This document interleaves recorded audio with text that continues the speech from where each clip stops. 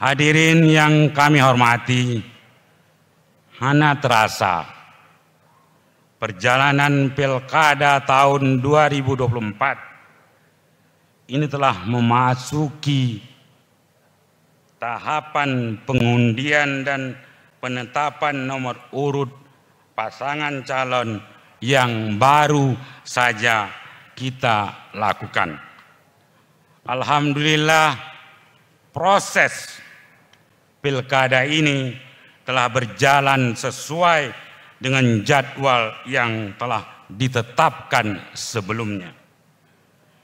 Harus diakui memang proses tahapan Pilkada ini berlangsung dengan penuh dinamika, dan itu adalah hal yang wajar dalam sebuah demokrasi.